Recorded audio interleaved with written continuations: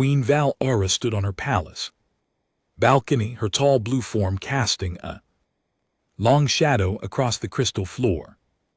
The purple sky of her home world stretched before her, filled with floating cities and silver ships, but today she only watched one small shuttle coming down through the clouds. Her heart beat fast inside her chest. The shuttle carried news about her daughter, Princess Lion, had been missing for 12 long years, 12 years, since her exploration ship had disappeared near the edge of their galaxy. 12 years of searching empty space and finding nothing. The Queen's hands gripped the crystal rail. Her skin glowed with a soft blue light, the way all Zaffrans glowed when they felt strong emotions. Behind her, the royal guard stood silent. They knew better than to speak when their queen was worried. Shuttle landed in the courtyard below. With a soft hiss, steam rose from its metal hull as the engines cooled down. Queen Val-Aura watched as the door opened. Slowly, her breath caught in her throat. A figure stepped out, tall and blue like all Zapperians, but wearing strange clothes, not the flowing robes of royalty, but simple pants and a shirt like the working people wore. The figure looked up at the palace, and Queen Val-Aura saw her daughter's face for the first time in 12 years. "Lian," the queen whispered, but something was wrong. Princess Lion was not alone. She held the hands of two small creatures, two human children. The queen had never seen human children before.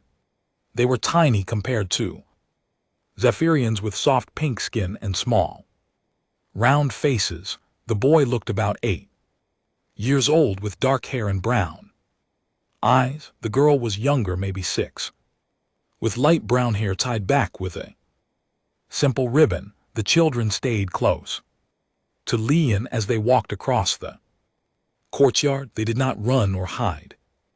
Instead, they looked around with wide eyes at the tall crystal buildings and the purple sky. The boy pointed at something and said words in a language the queen did not know. Lian bent down and answered him in the same strange tongue. The royal court had gathered in the great hall. Hundreds of tall blue Zaphirians in their finest robes waited to see their lost princess return. But when the doors opened and Lyrian walked in with the two human children, the hall fell completely silent. The children's footsteps echoed on the crystal floor. They walked between rows of shocked nobles, still holding Lyrian's hands. The boy Jake looked straight ahead with courage that surprised the watching aliens. The girl Amy stayed close to her brother, but smiled at some of the younger Zaphirians who stared at her. Queen Val-Aura stepped down from her throne. Each step felt heavy as stone. When she reached her daughter, she stopped and looked into Lion's eyes. They were the same violet color she remembered, but something in them had changed. There was a warmth there that had not been there before. "My daughter," Queen Val-Aura said in their ancient language, "you have returned to us." "Yes, mother," Lian replied, but then she did something that shocked everyone. In the hall, she switched to the human language and spoke to the children. "Jake, Amy, this is my mother." The queen, "Mother, these are my children." The word children hit the hall like thunder. Zaphirians did not adopt aliens. They did not call other species their family. It was not their way. The boy Jake stepped forward. He was so small that the queen had to bend down to see his face properly. In careful, slow words, he said, "Your Majesty, thank you for letting us come to your home." His accent was strange, but he spoke their language well enough to be understood. The queen stared at him. No human had ever learned tongue before, most aliens could not even make the right sounds. Amy was too shy to speak, but she gave a small bow. The way Lyrian had taught her, her human customs mixed with Zahirian manners in a way that was both wrong and somehow right. How? Queen Valera asked her daughter. How did this happen? Lion's skin glowed brighter as she felt protective love for the children. It is a long story, mother. These children saved my life and I saved theirs. We are family now. The Royal Council members looked at each other with worry. Lord Haxon, the oldest advisor, stepped forward. His blue skin was dark with age and his eyes were cold. Princess, he said in a voice like winter wind, you have been gone too long. You have forgotten your duties. These creatures cannot be part of our royal house.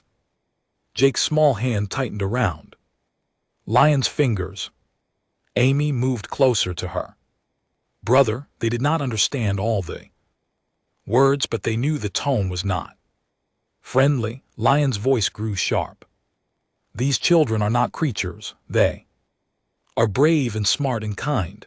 They are my family. You are a princess of the Zahirian Empire. Lord Haxon said you cannot lower yourself to raising alien pets. The words hung in the air like poison. Queen Valera saw her daughter's face change. The gentle look was gone, replaced by royal anger. But before Lian could speak, something unexpected happened. Amy stepped forward. The tiny human girl looked up at the tall, scary alien lord and said in perfect Zaffiran, we are not pets, we are people, and Lian is our mother. Her voice was small but clear. Every person in the great hall heard her words. A 6-year-old human child had just defended herself to one of the most powerful lords in the empire. Queen Valera looked down at the small girl with new eyes. There was something special about these humans, something that had changed her daughter from a cold princess into a warm mother. We will talk more tomorrow, the queen announced. Tonight you rest, all of you. As the royal family left the great hall, the court began to whisper. Some voices were angry, others were curious, but everyone agreed on one thing: nothing would ever be the same again. That night Queen Valera stood again on her balcony below in the guest quarters. She could see light from Lyon's window. Inside, her daughter was probably reading bedtime stories to 2 human children, speaking in words from a distant world. The queen touched the crystal rail and wondered what stories those children would tell her about her missing daughter, what had happened in those 12 lost years, and why did seeing Lyrian with them make her feel like her daughter had finally come home.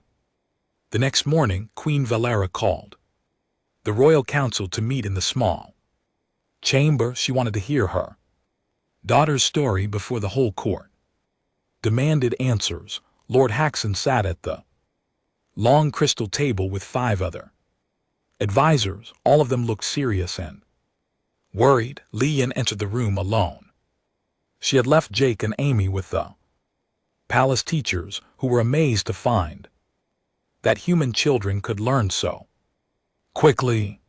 The princess wore simple clothes again, not royal robes. Her mother noticed she moved differently now, more carefully, like someone who had learned to watch for danger. Tell us what happened, Queen Valera said softly. Tell us where you have been. Lion sat down across from the council members. For a moment she looked like the young princess who had left 12 years ago. Then she began to speak, and her voice carried the weight of someone who had lived through terrible things. My exploration ship was caught in a plasma storm near the outer rim, she said. We Tried to escape, but the storm was too strong. The ship broke apart. I was thrown into an escape pod, but it was damaged. I crashed on a small world called Haven's Edge. Lord Haxon leaned forward. Why did you not signal for rescue? My communication equipment was destroyed. I was badly hurt and alone on an alien world. Lion's skin dimmed as she remembered the pain. I should have died there. Queen Valara felt cold fear in her chest. But you did not die, no. Because of the humans. Lion's face grew warm with memory. The crash happened near their settlement. It was a small place, maybe 300 people trying to build a new life on the frontier. They found me in the wreckage. The council members looked at each other. Humans helping a crashed alien was not something they expected to hear. I was unconscious for days. Lion continued. When I woke up, I was in their medical center. A human doctor named Kate Williams was taking care of me. She had cleaned my wounds and given me medicine to fight infection. Her husband Ben helped her. They worked day and night to save my life. Did they know you were royalty? Asked Lady N, the youngest council member. No, I looked like any other Zirian to them, but it did not matter. They helped me because I needed help. That was their way. Leon paused. I learned later that they had lost their own children in an attack just weeks before. Raiders had come to steal supplies and food. Kate and Ben could have been bitter and angry. Instead, they chose to save a stranger. The room was quiet. Sephirians understood honor and duty, but this was something different. I stayed to recover, Lion said, but while I was healing, the raiders came back, this time with more ships and more weapons. The settlement had no real defenses, just farmers and doctors and teachers trying to live in peace. Lord Haxon frowned. What did you do? At first, nothing. I was still weak. And it was not my fight. Lyrian's voice grew quiet with shame. I thought like a princess then. I thought their problems were not my problems. Queen Valara understood. It was how she had raised her daughter. Royalty did not involve themselves in the troubles of lesser beings. But then I saw what the humans did. Leon continued. They fought back. Not with advanced weapons or superior technology. They fought with heart. Old farmers picked up hunting rifles to defend children who were not their own. Teachers turned their school into a fortress. Dr. Cade worked on wounded people even while explosions shook the building around her. Leon stood up and walked to the window. Outside, the Crystal City sparkled in the morning light. Everything was clean and perfect and safe. I watched a human named Ryan Clark run through enemy fire to save a little girl who was trapped. He did not know her name. She was not his family. But she was human, so she mattered to him. He died getting her to safety.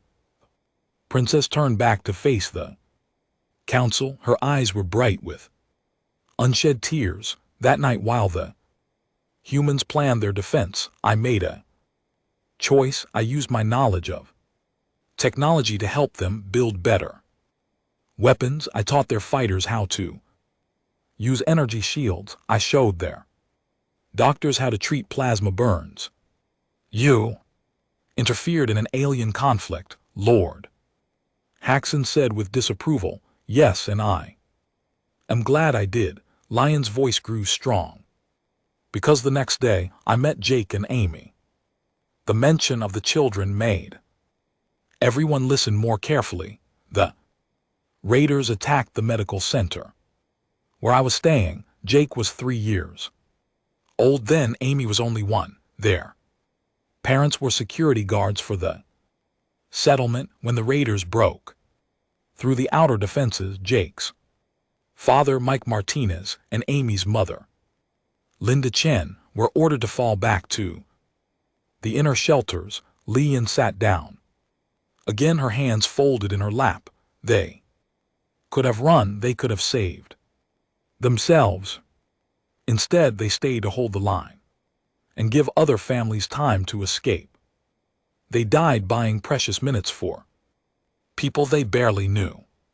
Queen Valera felt something tight in her chest, and the children, Ben Williams found them in the rubble, crying over their parents' bodies. He brought them to the medical center. Kate took them in without question, even though she and Ben had their own work to do. Leanne smiled.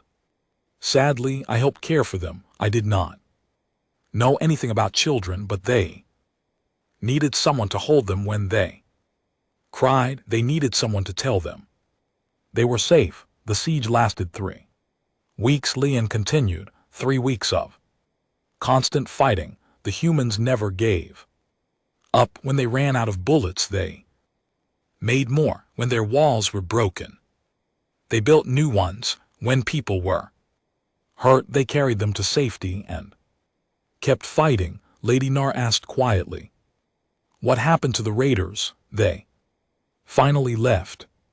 The humans had made the cost too high. A settlement of 300 farmers had fought off a raid force of 1,000 pirates, not because they were stronger or had better weapons, because they refused to quit. The council member sat in silence, thinking about what they had heard. After the fighting ended, I stayed to help rebuild. Leanne said, "I told myself it was because I was still too weak to travel, but that was a lie. I stayed because I had found something I had never known before." "What?" Queen Valera asked. "Purpose on our world was just another princess. My life was planned out from birth, ceremonies and duties and marriages arranged for political gain. But on Haven's Edge I was needed, really needed, not because of my title, but because of what I could do." Leanne looked at each council member in turn. The children called me Aunt Lyrie at first, then just Larry. Finally, when Amy was old enough to understand, she asked me why I never left. I told her it was because they were my family. Now she smiled and said, "Good. Families should stay together. You chose them over us," Lord Haxon said coldly. "I chose love over duty," Leanne replied. "And I do not regret it." Queen Valera stood up slowly. She had listened to her daughter's story and understood something important. Leanne had not been lost for 12 years. She had been found. That afternoon, Queen Valera walked through the palace gardens with her daughter. The crystal trees sang in the wind, making soft music that had comforted Zahirian royalty for thousands of years. But today the queen found no peace in the familiar sounds.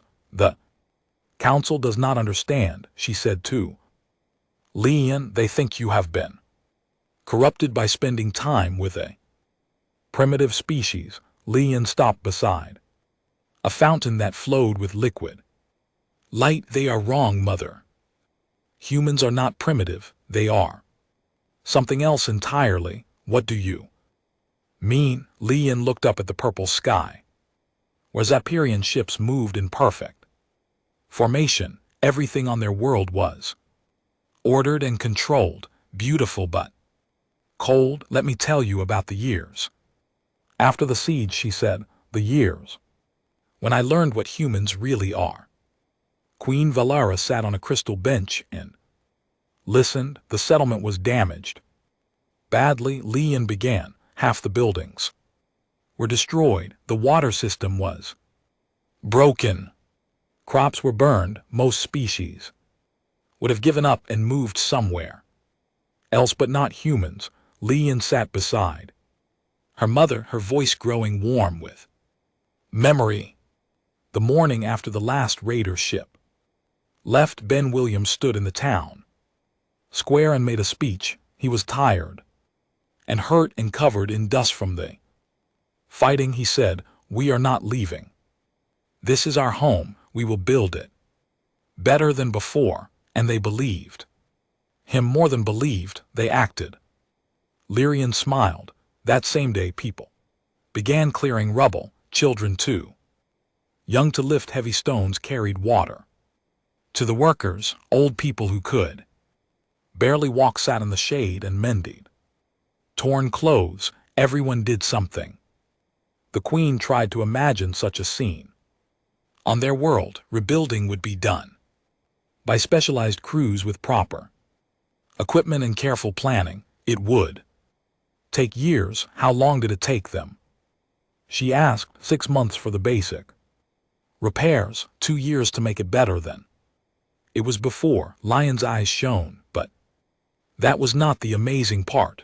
The amazing part was watching Jake and Amy grow up during those years. Queen Valera thought of the 2 small humans she had met yesterday. Tell me about them. Jake was 4 when the rebuilding started. He wanted to help with everything, too small to carry big tools, so he learned to sort screws and bolts. Kate Williams taught him to read using equipment manuals so he could help find the right parts. By the time he was 6, he knew more about water systems than most adults.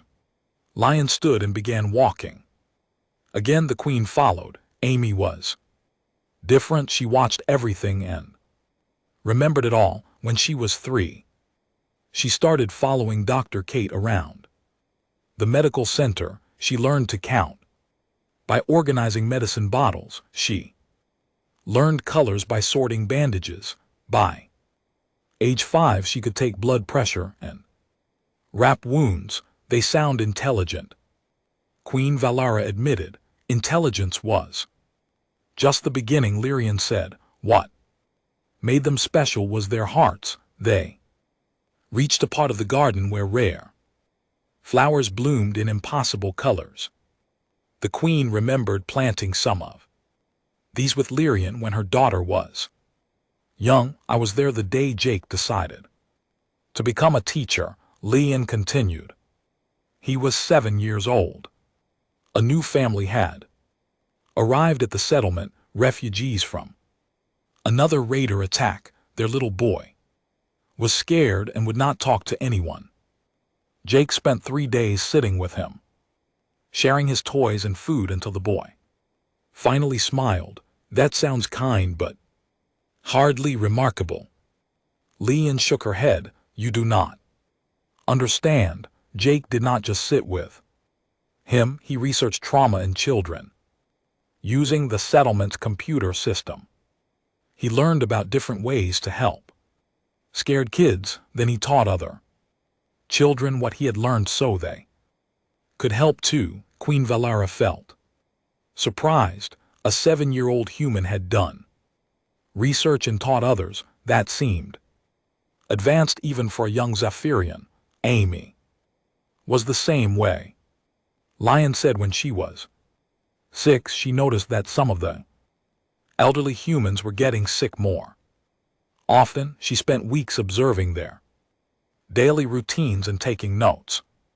Finally, she figured out that they were not eating enough vegetables because the food was too hard for them to chew. What did she do? She convinced Dr. Kate to start a program making softer foods for older people, but Amy did not stop there. She organized the other children to visit the elderly every day and share meals with them. Sickness among the older humans dropped by half within a month. The Queen walked in silence for a while, thinking about what she had heard. These human children seemed remarkable, but she sensed there was more to the story. You speak of kindness and intelligence, she said. Finally, but what about strength? What about the courage needed to survive in a Hostile galaxy, Lion's face grew. Serious, I was wondering when you would. Ask about that. They reached a small clearing where the afternoon light fell. Through crystal leaves and patterns of blue and gold, Lian sat on the grass and looked up at her mother. The test came when Jake was 8 and Amy was 6.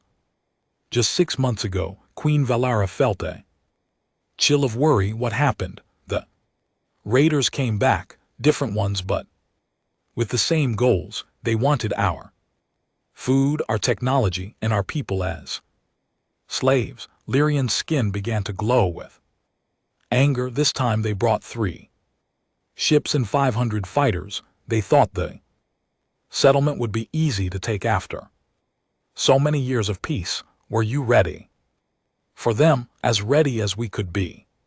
But we were still just farmers and doctors and teachers. The raiders were professional killers with military weapons. Lian pulled up a blade of crystal grass and watched it shimmer. The adults made plans to evacuate the children to hidden shelters while the fighters held them off. Queen Valara nodded. That sounded like a sensible strategy. Jake and Amy refused to go. The Queen blinked in surprise. They were just children, yes, but they had spent years learning from the adults around them. Jake had studied the settlements, defense systems. Amy had memorized the medical procedures for treating battle wounds. They said they could help, and they were right. Lian stood up and faced her mother directly. When the attack began, Jake coordinated communications between the different defense teams. He stayed calm under fire and made sure everyone knew where the raiders were and what they were doing. Amy ran supplies to the fighters and treated wounded people in the field. Hospitals, that sounds dangerous for children so young. It was, but they did not run or hide or cry. They saw that their family needed them, and they chose to be brave. Lion's voice grew soft with pride. I watched Amy crawl through enemy fire to reach a wounded guard. She was so small that the raiders' shots went over her head. She dragged him to safety and stopped his bleeding while explosion shook the ground around them. Queen Valara felt something strange in her chest. Was it admiration for these tiny aliens? Jake did something even more incredible. Lian continued. When the raiders broke through our outer defenses, he volunteered to stay behind and operate the emergency protocols. That meant manually sealing blast doors to slow down the enemy advance, but that would trap him with the raiders. Yes, he knew that. He was 8 years old and he chose to sacrifice himself to buy time for others to escape. Lyrian's eyes filled with tears. I found him at the control station working frantically to lock down the systems before the raiders could reach him. When I asked him why he stayed, he said, someone has to protect our home. The Queen felt her breath catch. Such courage from one so young was extraordinary. What happened to him? I carried him out myself, fighting through 3 corridors of enemy soldiers to get him to safety. Lian smiled through her tears. He never stopped helping, even while I was carrying him. He was calling out enemy positions and suggesting tactics. Queen Valara sat down heavily on a near stone. These were not the actions of a primitive species. These were the actions of heroes. The settlement won again. Lian concluded, outnumbered and outgunned, but never outfought. The humans never give up, never surrender, never stop caring for each other. The Queen looked at her daughter with new understanding. And that is why you chose to stay with them. That is why I chose to become one of them. Lian corrected They taught me that strength is not about power or technology. It is about choosing to do the right thing even. It costs you everything. Queen Valara stood up slowly. In the distance she could hear children's laughter from the palace courtyards. Her grandchildren were playing with young Zapirian nobles, sharing games from two different worlds. You have changed, my daughter, she said quietly. Yes, Leon agreed. I hope I have changed for the better. As they walked back toward the palace, Queen Valara wondered if change might be coming for all of them. 3 days later, the royal council met in emergency session. Word of the human children had spread throughout the empire, and many nobles were angry. Lord Haxon stood before the assembled court, his blue skin dark with disapproval. We cannot allow this to continue, he declared. Princess Leon has forgotten her duty to our people. These alien creatures have no place in our royal house. Murmurs of agreement echoed through the great hall, but Queen Valara noticed that not everyone seemed convinced. Some of the younger nobles looked curious rather than angry. What do you propose? The queen asked. The princess must choose, Lord Haxon said firmly. Her royal duties or these human pets. She cannot have both. Before Queen Valara could respond, Princess Lion stood up from her seat. She had been quiet during the debates, letting others argue about her future. Now her voice rang clear across the hall. I will not abandon my children, she said. They are part of my family now. Then you are no fit to be our future queen, Lord Haxon replied coldly. Queen Valara had heard enough. She rose from her throne, and the hall fell silent. When she spoke, her voice carried the authority of centuries of rule. There will be a test, she announced. If these human children can prove they are worthy of our house, then they may stay. If they fail, Princess Lion must choose between her crown and her adopted family. Lord Haxon smiled with satisfaction. What manner of test? Your Majesty, the same trials we give to young Zapirian nobles, the queen said. Tests of intelligence, strategy, and courage. If they can pass these challenges, then we will know they truly belong among us. Leon felt fear grip her heart. The trials were designed for Zahirian children with years of formal education and natural abilities that humans did not possess. Jake and Amy were smart and brave, but they were still just children from a frontier settlement. When will the tests begin? Lion asked. Tomorrow, Queen Valara replied. We will start with the challenge of numbers. That night, Lion sat with Jake and Amy in their guest quarters. She tried to explain what would happen, but the children seemed more excited than afraid. So we have to solve math problems, Jake asked, his eyes bright with interest. Not just math, Lion said carefully. Complex calculations that even adult Zafarans find difficult. And if you fail any of the 3 tests, we will have to leave this place forever. Amy looked up from the book she was reading. It was a simple story about Zapirian history, but she was already on the 3rd chapter. What are the other 2 tests? Strategy and courage, Leon replied. You have to prove you can think like leaders and act like heroes. Jake and Amy looked at each other. They had faced raiders and helped rebuild their settlement. They had learned to solve problems and help their community. Maybe these tests would not be so different.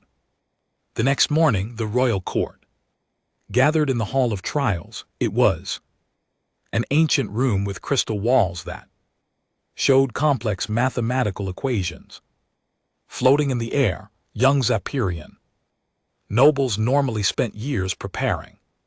For these challenges, Jake walked into the room holding Amy's hand. They looked very small among the tall blue aliens.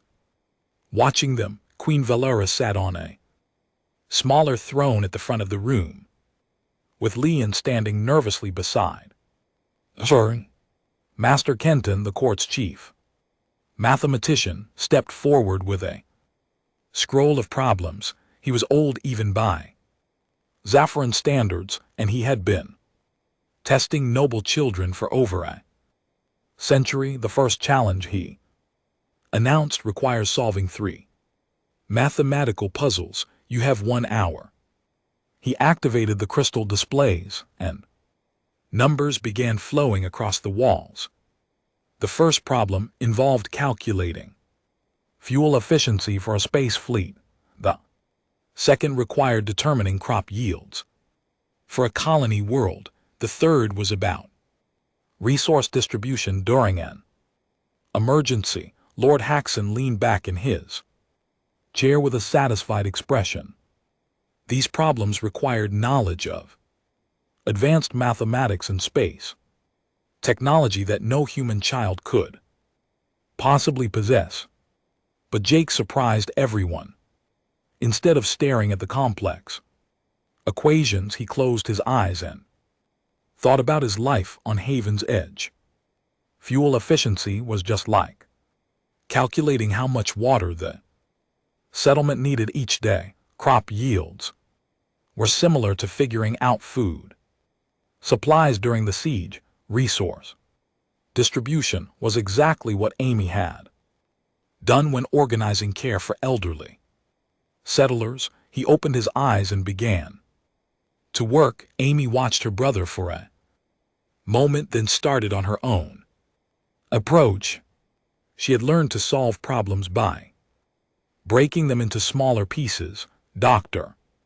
Kate had taught her that complex medical procedures were just many simple steps done in the right order. The court watched in amazement as the 2 human children wrote solutions on crystal tablets. They did not use the traditional Zephyrian methods. Instead, they applied practical knowledge from their real-world experiences. Jake finished first. His fuel calculations were slightly different from the standard formula, but when Master Kenton checked them, they were actually more efficient than the expected answer. Amy's approach to resource distribution was completely original, but it would save both time and supplies. Impossible. Lord Haxon muttered. Interesting, Queen Valera said thoughtfully. The second test took place in the strategy chamber, where holographic battles played out on a massive display table. Commander Zara, the Empire's finest military tactician, presented the challenge. You must defend a colony from 3 different attack scenarios. She explained. Show us your battle plans. The first scenario showed raiders attacking a mining outpost. The second involved defending a trade route through asteroid fields. The third was a siege situation, very much like what Jake and Amy had lived through. Amy stepped forward first. She studied the holographic display carefully, then began moving virtual ships and defensive units. Her plan for the mining outpost was simple but clever. Instead of fighting the raiders directly, she suggested evacuating the valuable equipment and collapsing the mine tunnels to deny the enemy their prize. Commander Zara frowned. That destroys the colony's economic value, but it saves the people. Amy replied. You can always build new mines. You cannot bring back dead miners. Jake took the second challenge. The asteroid field battle reminded him of games he used to play with other children, but with real consequences. He studied the enemy fleet patterns and noticed something the commanders had Missed, the raiders are not trying to control the trade route, he said. They are herding our ships toward this asteroid cluster. There must be a trap waiting there. He was right. Hidden sensors revealed enemy ships lurking among the asteroids. Jake's alternative route would avoid the ambush entirely. For the final challenge, both children worked together. The siege scenario was almost exactly like their own experience. They coordinated defenses, planned supply distribution, and organized civilian evacuations with the confidence of veterans. How do they know so much about siege warfare, Commander? Zara asked Lyrian quietly. Because they lived through it, Leon replied. The third and final test was courage. This had always been the most dangerous trial, where young Zephyrians faced simulated life or death situations to prove their bravery. General Vex led them to the combat training center, where holographic environments could create any scenario. The test was simple: face 3 dangerous situations and show that you would protect others even at risk to yourself. The first simulation placed them in a burning building with trapped civilians.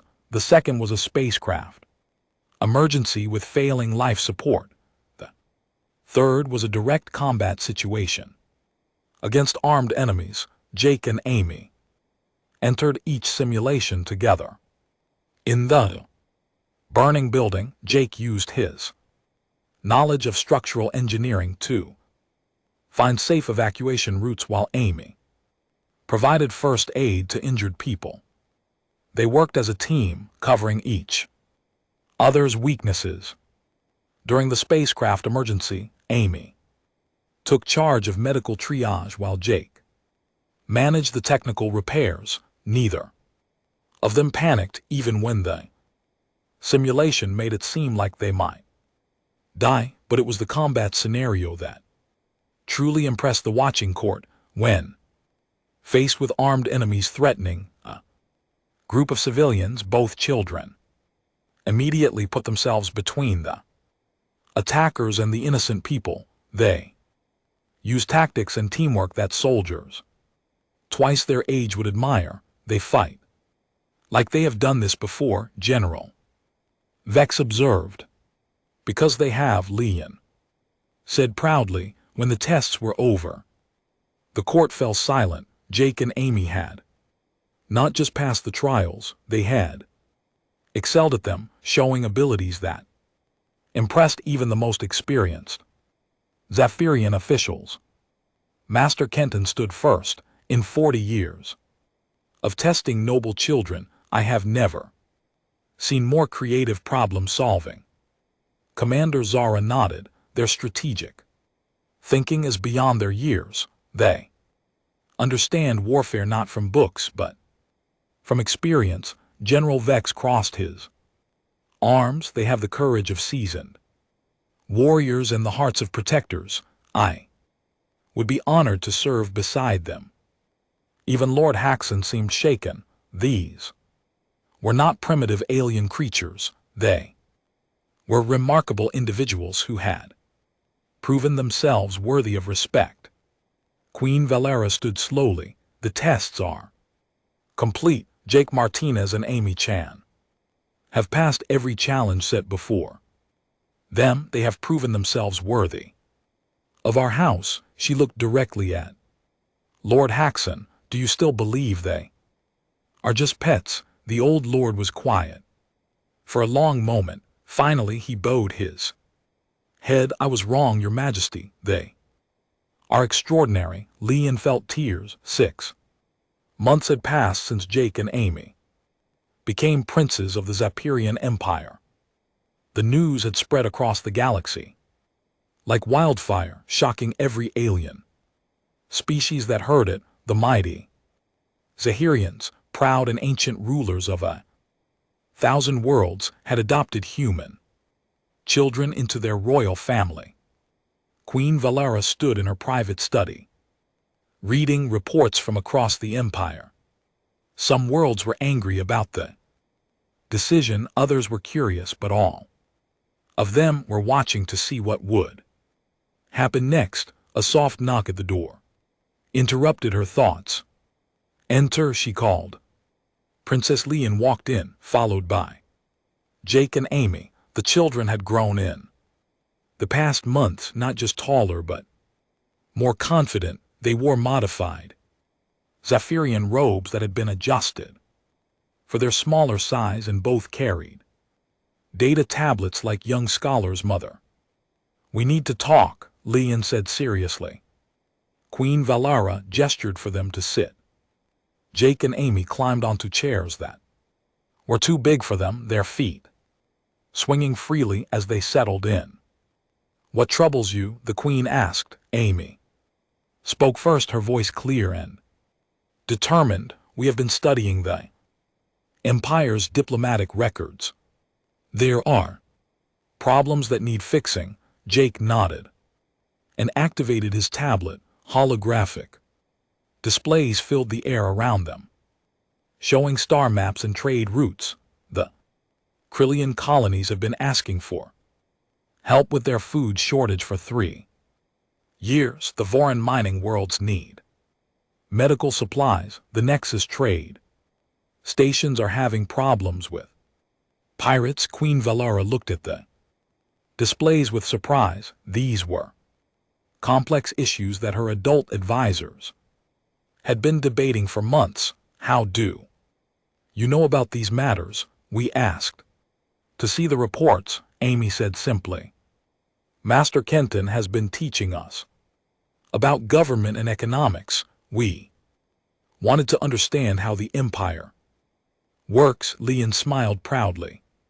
"They have been spending 12 hours a day in the Imperial Library, reading everything they can find." Jake manipulated the holographic display, highlighting specific problem areas. The Krillian food shortage could be fixed by sharing farming techniques from the human agricultural worlds. Humans know how to grow crops in difficult conditions because we have had to learn how to survive. Amy added, "The Voran medical crisis is happening because they do not have enough doctors, but human medics could train their people quickly using simplified procedures that Dr. Kate taught us." Queen Valara leaned forward with interest. "What about the pirate problem?" Jake grinned, and for a moment he looked like the 8-year-old boy he still was. "That one is easy. The pirates are using hit-and-run tactics because the trade stations fight alone, but if they coordinated their defenses like humans do, the pirates would not be able to succeed." The Queen stared at her grandchildren. In 6 months they had analyzed problems that had puzzled experienced diplomats and found practical solutions based on human experience. "You want the Empire to adopt human methods," she said slowly. "We want the Empire to learn from everyone," Amy corrected. "Humans have good ideas about cooperation and innovation. Zephyrians have good ideas about organization and technology. Krillians are excellent engineers. Vortons are natural explorers. Every species has something valuable to offer." Leon spoke quietly. "They are not just suggesting policy changes, Mother. They are proposing a new way of thinking about the Empire itself." Queen Valara understood. For thousands of years the Zephyrians had ruled through strength and superiority. They had always seen themselves as the most advanced species, with other aliens as subjects to be managed. But her grandchildren were suggesting something radical. "True partnership. The other noble houses will not accept such changes easily," she warned. Jake looked directly at his grandmother with eyes full of determination. "Then we will prove that Cooperation works better than domination. We will show them results. Over the following weeks, Queen Valera watched her grandchildren put their plans into action with her permission. They began small pilot programs to test their ideas. The first success came from the Krillian food crisis. Amy organized a team of human agricultural specialists to work with Krillian farmers. Instead of simply providing food aid, they taught new farming techniques adapted to Krillian soil conditions. Within 2 months, crop yields increased by 40%. Jake tackled the Vorthon medical shortage by creating an exchange program. Human medics went to Voron worlds to provide emergency care while training local doctors. Vorthend mining engineers came to human worlds to improve extraction techniques. Both species benefited from the partnership. The pirate problem required more creativity. Jake and Amy worked with Admiral Torres, a human fleet commander, and General Vex to create the first multi-species defense force.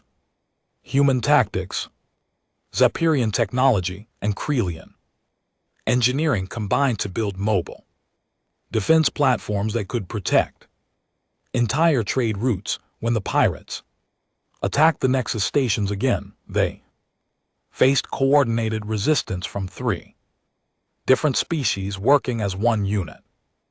The raid was defeated so decisively that pirate attacks in that sector stopped completely. News of these successes reached every corner of the empire. More importantly, it reached other governments throughout the galaxy. Ambassador Kree of the Antarian Republic requested a formal meeting with Queen Valera. The Antarians had been enemies of the Zephyrian Empire for over a century, fighting border wars and trade disputes that never seemed to end. Your Majesty, Ambassador Kree said during their meeting, we have been watching the changes in your empire with great interest. The cooperation between species is impressive. Queen Valera smiled. My grandchildren believe that former enemies can become future allies. Are you willing to test that theory? The negotiations were difficult. Centuries of mistrust could not be erased overnight, but Jake and Amy sat in on many of the discussions, asking innocent questions that somehow cut through complex diplomatic language to reach the heart of each issue. Why do the Antarians and Zafarans fight over the Meridian system? Amy asked during one heated debate. Ambassador Kree and Lord Haxon both began explaining historical claims and territorial rights. Amy listened patiently, then asked another question. But what do both sides actually need from those worlds? It turned out that the Antarans needed rare minerals for their technology, while the Zaparans wanted the system for its strategic location. Jake suggested a simple solution: joint mining operations with shared profits and mutual defense agreements. Children see solutions where adults see only problems. Ambassador Kree observed privately to Queen Valera. The first Antarian-Zapirian Cooperation Treaty was signed 3 months later. It was a small agreement about trade and scientific exchange, but it marked the beginning of something larger. Other species took notice. The hegemony of rings sent observers to study Zapirian integration policies. The Crystal Alliance proposed cultural exchange programs. Even the isolated void dwellers expressed interest in limited contact. 1 year after Jake and Amy had arrived on the Zarian home world, Queen Valera called a grand assembly. Representatives from dozens of species gathered in the Great hall to witness something unprecedented. The official coronation of the first human princes in galactic history. Jake and Amy stood before the assembled delegates wearing special inmate robes that combined elements from both human and Zapperian traditions. They looked small but confident as Queen Valera placed ceremonial circlets on their heads. Today we recognize not just these remarkable children, the Queen announced, but the principle they represent. Strength comes not from dominance but from diversity. Wisdom comes not from isolation but from cooperation. Ambassador Kree stood up from his seat. The Antaran Republic formally recognizes Prince Jake and Princess Amy as legitimate heirs to the Zapperian throne. One by one, other delegates rose to offer similar recognition. Species that had never shown respect to each other were united in acknowledging what these human children represented: hope for a better future. After the ceremony, Queen Valera found herself alone with Lyrian in the garden where they had talked months before. The crystal trees sang in the wind, but now their music seemed warmer somehow. Do you regret your choice? The Queen asked her daughter. Lyrian watched Jake and Amy playing with young aliens from a dozen different worlds. They were teaching the others human games while learning alien customs. In return, laughter echoed across the gardens in voices that spoke different languages but shared the same joy. No, Lyrian said softly, I think this is what I was always meant to find. Queen Valera nodded. The Empire is changing. Your children have shown us that our greatest strength was never our technology or our military might. It was our ability to grow and adapt. In the distance they could see Jake explaining the rules of a human ball game to a group of young Krillians who had never seen anything like it. Amy was bandaging the scraped knee of a Vorthan child who had fallen during play using techniques she had learned from Dr. Kate years ago. They are still so young, Queen Valera observed. What will they accomplish when they grow up? Lyrian smiled. Whatever it is, they will not do it alone. They have taught all of us that the best achievements come from working together. As the sun set over the crystal city, painting the sky in shades of purple and gold, the sound of children's laughter rose from the gardens. Human voices mixed with alien ones, creating a harmony that had never existed before. Queen Valera listened.